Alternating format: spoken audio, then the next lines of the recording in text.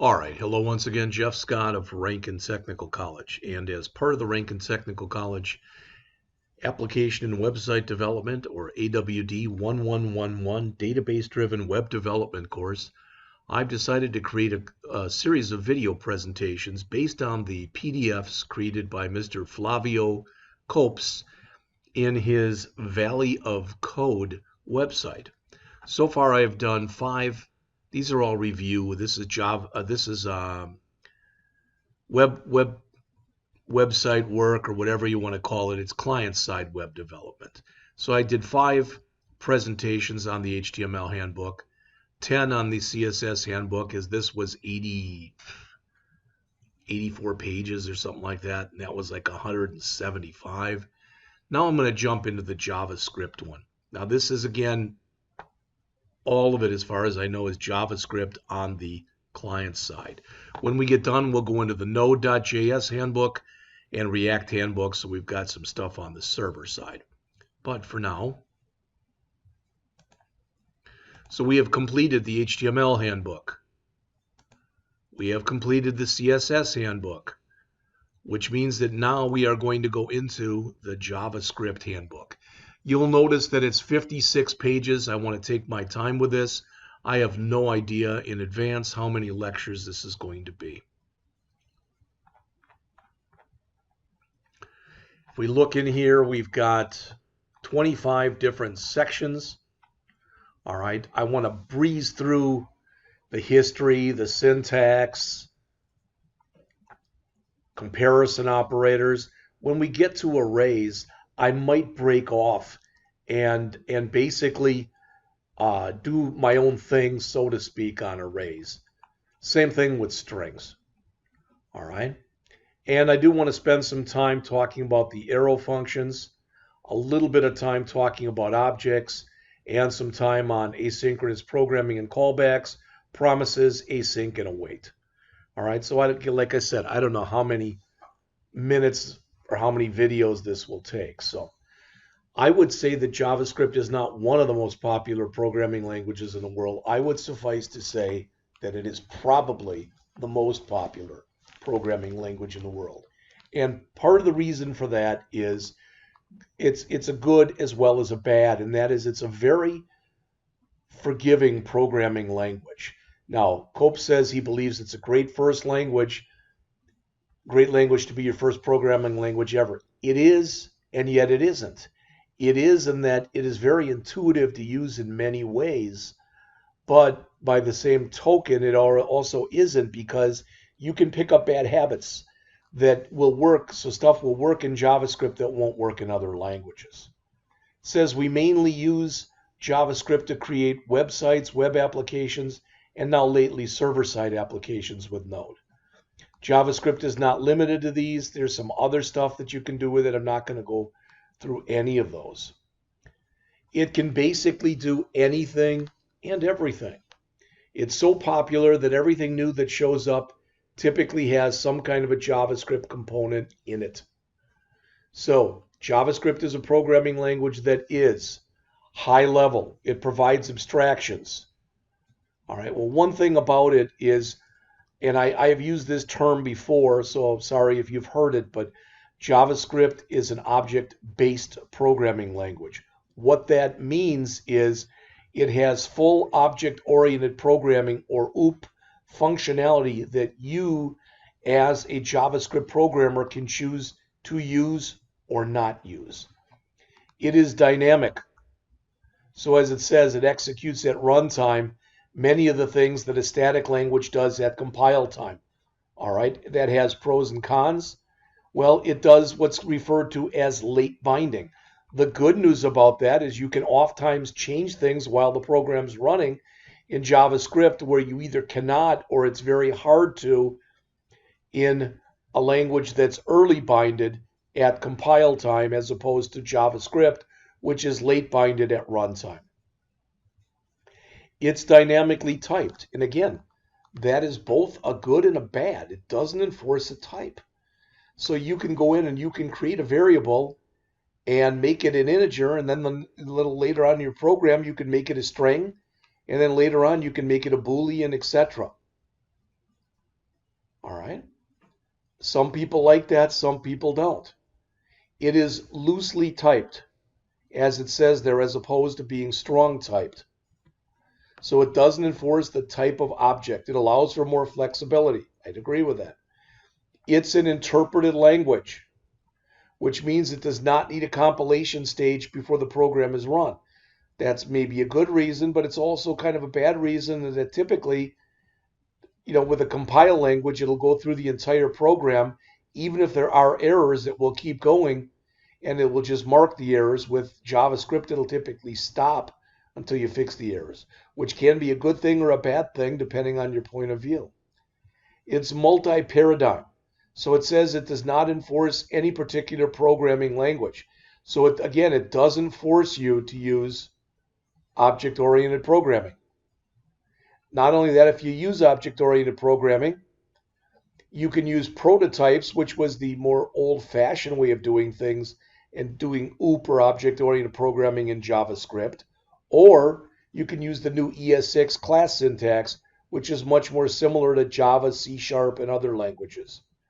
You can write JavaScript in a functional programming style, all right, or even in an imperative style. So, as it says here, JavaScript was created in 1995. And I'm sure they will mention this a little bit later, but just so again you're aware of it, JavaScript is also known as ECMAScript. ECMA is an acronym for European Computer Manufacturers Association, I believe. So it's a European body that governs the usage of JavaScript. Recommendations can be made by WattWG and by the W3C, etc., but the real governing body is ECMA. As it said, it is the first, or was the first, scripting language that was supported natively by web browsers. So it was built in to the browser. Other languages exist, but all must compile to JavaScript. All right. In the beginning, JavaScript was not nearly as powerful as it was today. It was basically used for cutesy little things that you put into websites. All right. But as it says, with the growing needs of the web platform demanded, JavaScript had the responsibility to grow as well. It's now widely used outside of the browser. Node.js, which we will be getting into shortly. As it says, it is unlocked back in development. So in other words, if you want Node.js, if you want a one-sentence definition, it's the use of JavaScript on the server side. Now, there's more to it than that, of course, but in a nutshell, that's what it is. As mentioned here, JavaScript is now also the language powering databases and many, many applications. All right. So sometimes it's hard to separate JavaScript from the features of the environment it is used in. For example, the console.log line that you find in many code examples is not JavaScript. Rather, it's part of the vast library of APIs provided in the browser. You should know by now, API is Application Program Interface.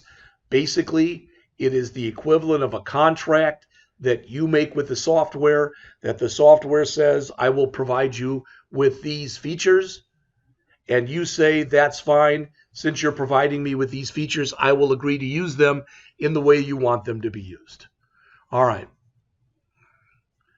As it says, it can also be hard to separate the JavaScript features from the APIs provided by Node.js. You're going to see those shortly. So is a particular feature a React feature, a Vue feature, or is it a JavaScript feature? Again, in this book, Cope says, I talk about JavaScript, the language, without complicating your learning process with things that are outside of it. Good. So here's a little brief intro into the syntax of JavaScript. It says, with this little introduction, I want to tell you about 5 concepts: white space, case sensitivity, literals, identifiers, and comments.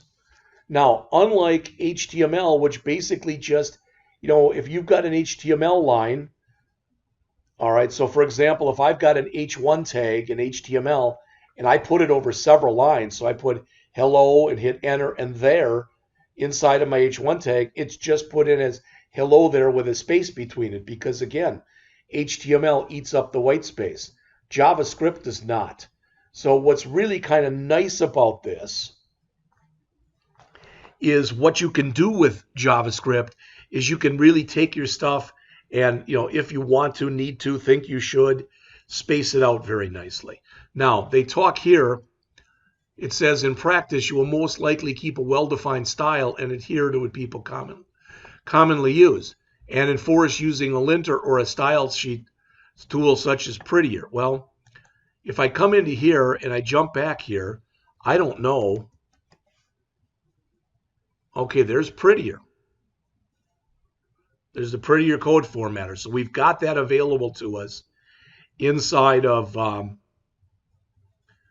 VS Code. Now, I don't know if the JS lint is in here as well. All right, which is a linter which will go in and try to basically figure out errors or potentials for errors for you. The problem with using a linter is typically, just to show you another example, if I go out here, I think there's a jslint.com. All right. So if I go out here and do this, I can go and check my code and I can put it in here. So I can go grab all this stuff, remove it, put my own code in there, and run jslint on it. I can do that. All right. The problem is with the linter, it likes your curly braces put in a certain way.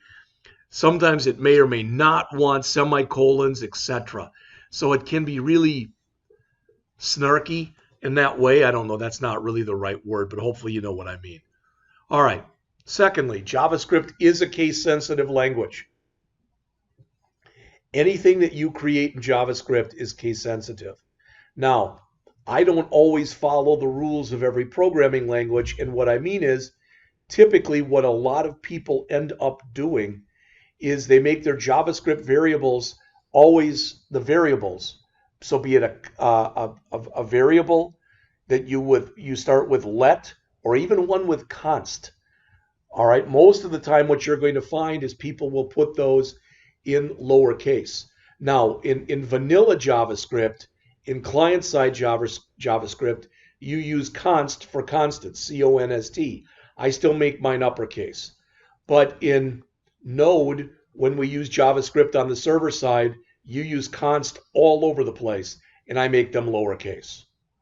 All right? The other thing, too, is like when I create methods, my methods typically are like my variables, in that my methods typically start with a lowercase letter, and then I use camel casing.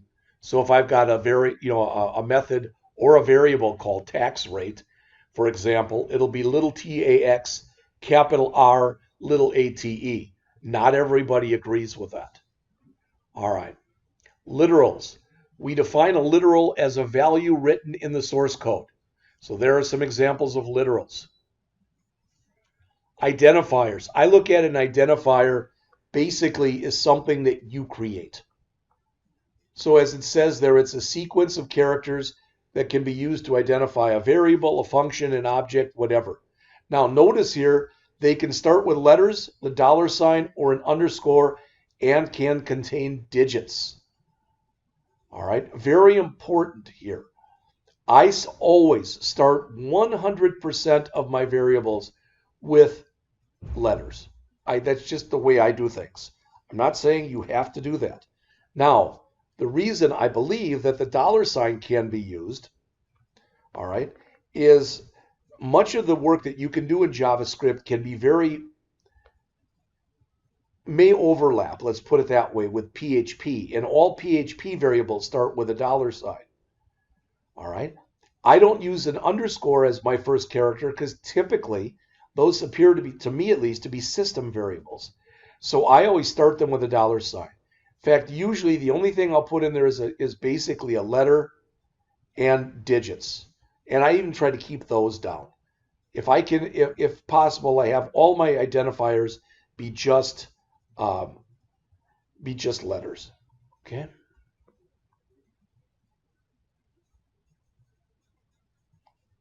And as I mentioned there, yeah, the $sign is commonly used to reference DOM elements. It's used for other things too. We'll talk about it as we go on. Some names are reserved for JavaScript internal use and we can't use them. I don't know if Copes in here is going to actually mention those. So let's just break out of here for a moment and put in JavaScript, not JavaScript, JavaScript keywords.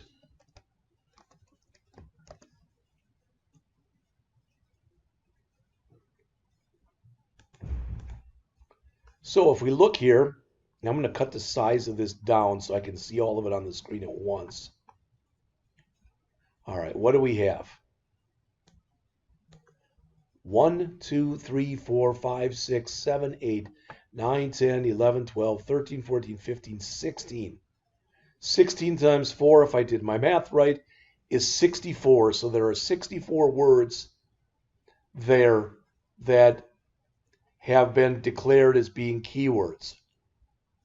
And you'll notice that some of these keywords, let, super, extends, class, import, they have got an asterisk next to them, meaning that they are fairly recent entries into the JavaScript world. All right. Comments. There's two ways to write a comment in JavaScript. Single line comments are typically 2 forward slashes, and anything to the right of 2 forward slashes for the rest of the line is a single line comment. On the other hand, a multi-line comment is like this. You can do this and put all this in one line if you want to. All right. Typically, it's not done like that, but I don't know.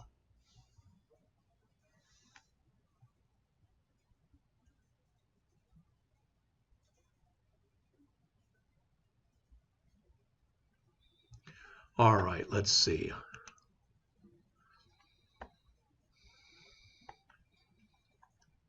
Semicolons. This is where it gets a little hinky. Every line in a JavaScript program is optionally terminated using a semicolon. First of all, that's not true. All right. What do I mean? I look at it as every executable line is optionally terminated with a semicolon. Now, one of the things I implored or kind of pushed on you, those of you who had me for the AWD1111 class, was that we should have semicolons on the end of all of our executable JavaScript statements. But what you find typically, especially when you start doing JavaScript on the server side, again, typically what you find out is you don't put semicolons in, possibly ever.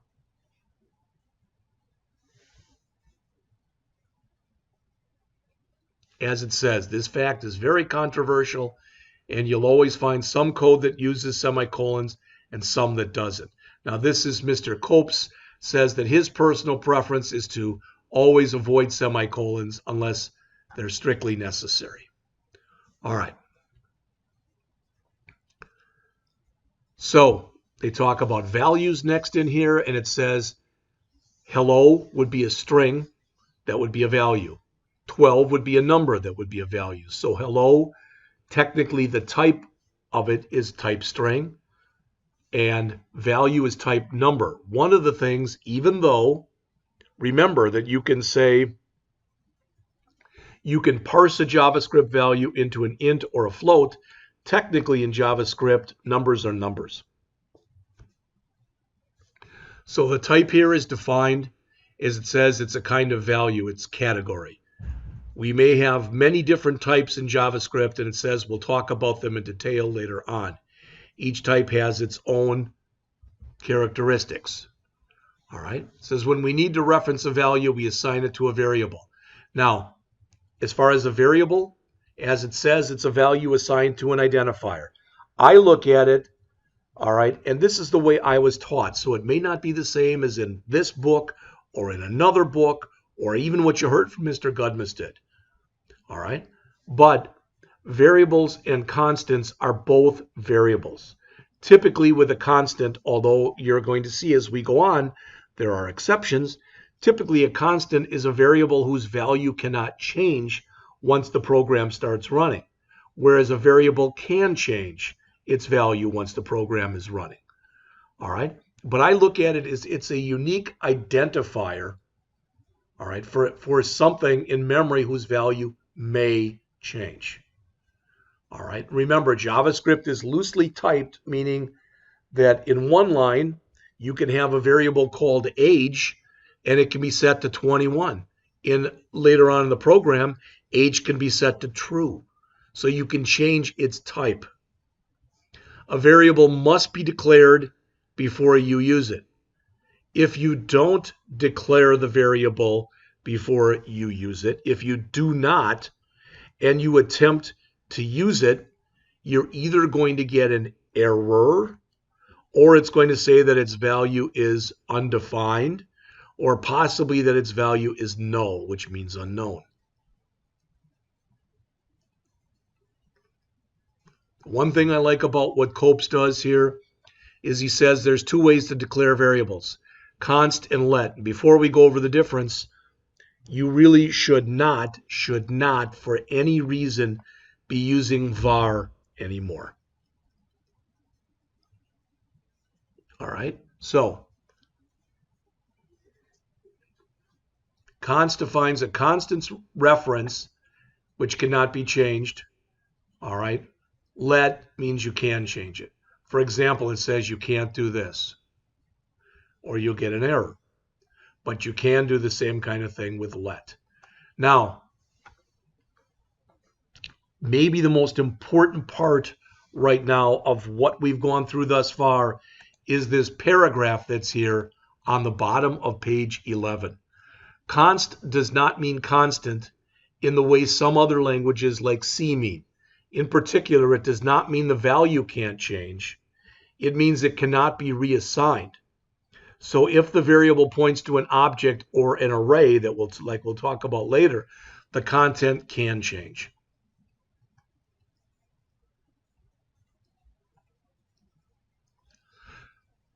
Constants must be initialized when they're declared. So remember, if you've got a statement like this part of it, const A, that is a declaration.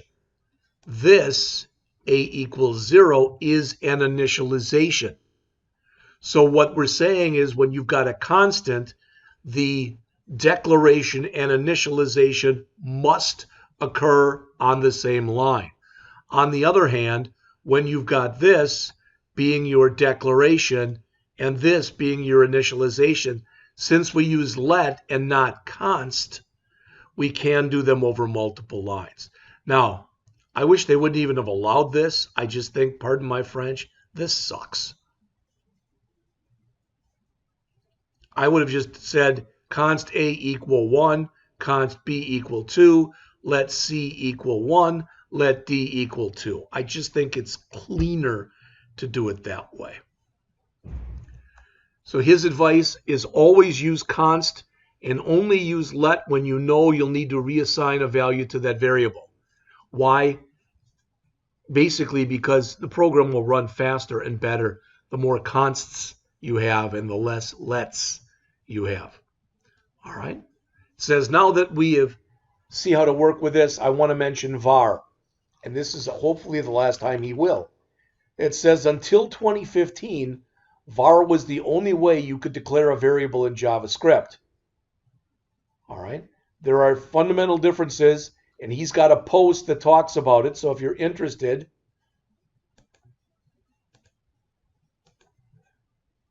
what's the difference between using let and var in JavaScript? Have a read. It's not very long. All right. And we'll just leave it at that.